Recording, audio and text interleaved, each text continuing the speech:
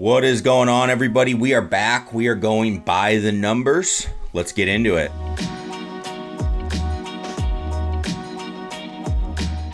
Hey everybody, Scott Owen coming at you. We are going to go by the numbers today, and if you're not familiar or you're new to the channel, these are where you send in your launch monitor numbers. You can send them over on Instagram at @TheRealSHG. I'll link that down below. You can send them in, and I will take a look at them, give you a little bit of an opinion about them, and where I would start working on some of the issues that are going on as we're going through them. So before we do that, again, just want to kind of bring up a couple of things. One, they do have a sale over at Flightscope. You can use the link down below to take advantage of that. It's going on through Father's Day for the US Open, so make sure you check that out. It's going on now. Get your Pro package, get a Mevo Plus or the regular Mevo, get a Flightscope X3. All of those things are on sale, so you can check all that out as you go.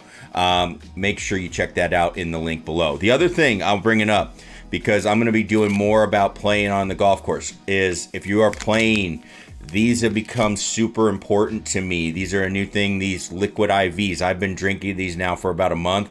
Not only have I lost a lot of weight, I've actually down about 15 pounds since I started drinking these, replacing some of the pop and stuff I used to drink, but actually have played better. Some of my rounds and my tournaments, which I'll be talking about in a series coming up, these have been vital, as I've actually played better at the end of my round than I have at the beginning. So I think a lot of that comes from the hydration and everything. So they actually have a discount for these too. Check these out down below, as I really recommend them. They have some great flavors, and I really like the green tea ginger one, which I didn't think I would, but it actually is delicious and gives me energy. So let's get into these numbers as we're going in. So today's numbers were sent in by Brad. He sent them in for us, and he has actually a lot of data that goes with it, which is very nice for us. So a couple of things that we are going to look at is, first, we're looking at his scatter plot, or the spray chart of everything. He's actually put these into an Excel sheet for me.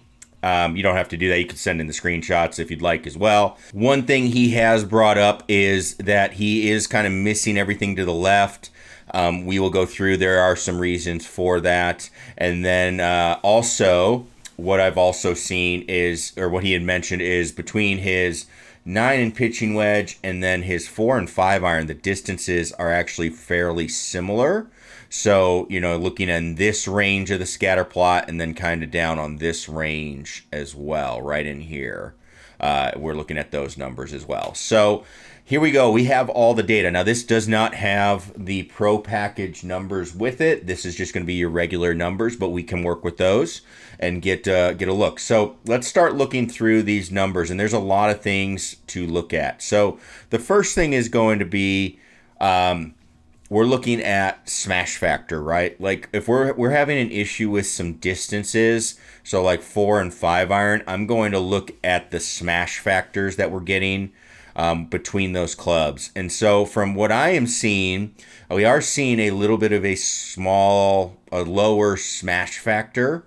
Seeing some 5 irons in the 1.2s. These are definitely going to be higher in the upper 1.3s, maybe low 1.4s with these numbers. Same with the 4 irons. So the number one thing that's going to happen, if you are starting to see that distance between clubs be off, again, coming down to the 9 iron, seeing some in the low 1.1s, 1.2s, that's going to affect your distance. Now, again, what is that? That is how centered you are hitting the golf ball.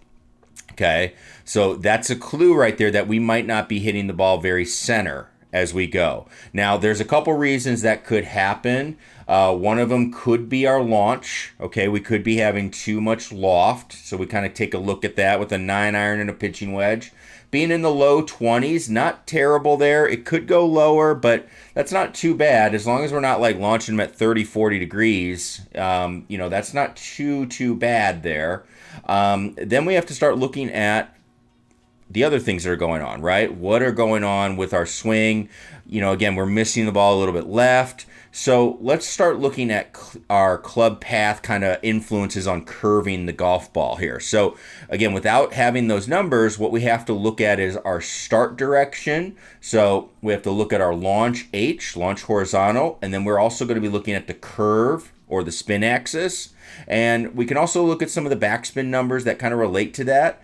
But I think we're really going to see it from those first two numbers as we go. And so what I'm seeing right off the bat as we go through is we start seeing this ball that we are hitting. We are having quite a bit of closed club faces, some pretty good sized closed club faces. And that means that the ball should be a pull. And if we have a club path that's fairly neutral, it actually draw.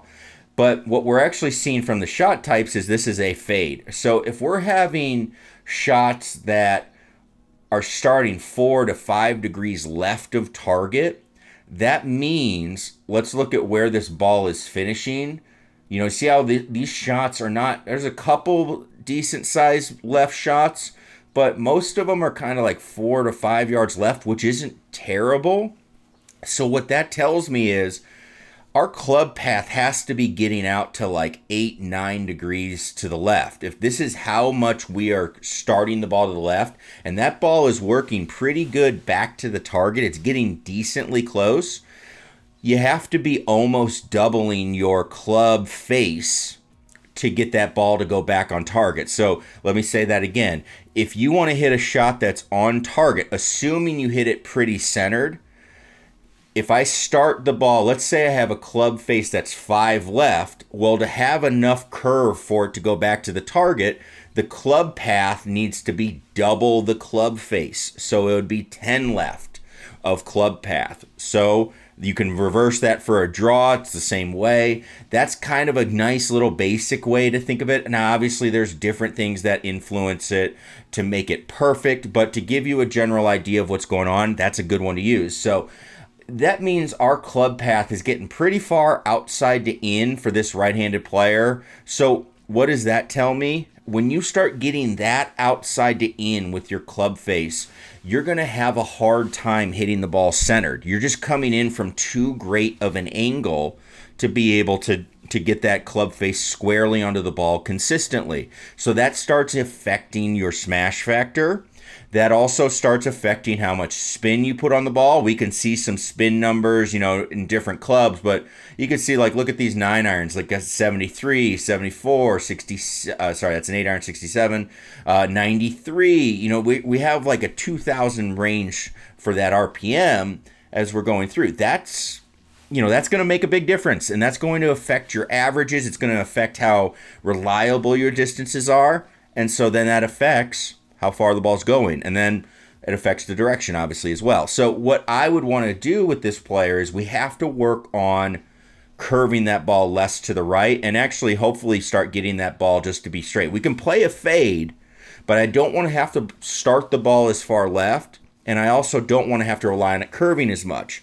That's going to kill my distance. So I would actually work on club path first here and try to get that ball to start curving less. So it might turn into more of a straight pull, but that's okay. Then as we kind of start shifting that club path more inside to out, I would then start working on getting the face just to start the ball a little bit straighter so you don't have to have it as closed. Now, if you work on that club path, you might find that you get this to work a little easier anyway, and you're going to be in good shape. If we go up to those 4 or 5 irons, really looking kind of at the same thing. Again, 6-2 left, 4-8 left, it's launching.